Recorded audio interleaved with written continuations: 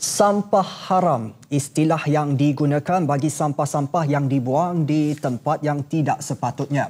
Dan selain mencacat pemandangan, tapak pembuangan sampah haram boleh menyumbang kepada pencemaran bau. Tapak pembuangan sampah haram sering kelihatan di premis perniagaan dan kawasan lapang. Mereka yang terbukti bersalah berdepan dengan tindakan penalti yang akan dikuatkuasakan Perbadanan Pengurusan Sisa Pepejal dan Pembersihan Awam. Wartawan Syadila Abdul Malik meninjau kegiatan sampah haram di beberapa kawasan perindustrian.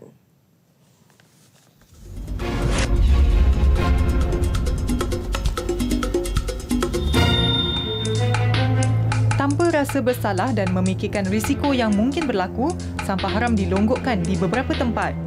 Yang pasti, kebanyakan sampah yang dibuang merupakan sisa industri. Sebenarnya bagi kawasan industri, janaan sisa industri seharusnya pekilang-pekilang dia mesti melantik kontraktor ataupun pengurusan untuk menguruskan sisa industri ataupun janaan sisa daripada kilang-kilang masing-masing. Sikap sambil lewa pihak-pihak tertentu menyebabkan kerajaan terpaksa mengeluarkan kos bagi menyelia sampah-sampah haram ini.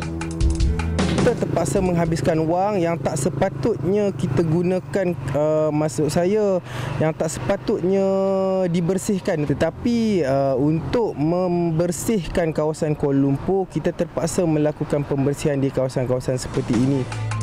Ramai tidak mengetahui bahawa denda boleh dikenakan kepada mereka yang dibuktikan bersalah membuang sampah di kawasan yang tidak sepatutnya. Daripada longgokan sampah ini, penguatkuasa akan mencari bukti berdasarkan sisa yang dibuang seperti surat yang mempunyai alamat premis. Namun ketika ditemui, pemilik premis memberikan jawapan yang tidak wajar. Hari nak buat. Nanti semua orang kena buang. Lagi dalam sampah kereta, apa kita nak buat? Usaha PPS-PPA dalam memastikan persekitaran yang bersih dan sejahtera tidak akan tercapai sekiranya keadaan ini berterusan.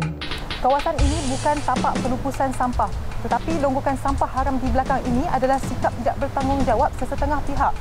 Jalan mudah yang diambil oleh mereka ini membuatkan kerajaan terpaksa menanggung kos pembersihan. Saksikan laporan khas pengagihan tong sampah esok bersama Zulhafiq Halil.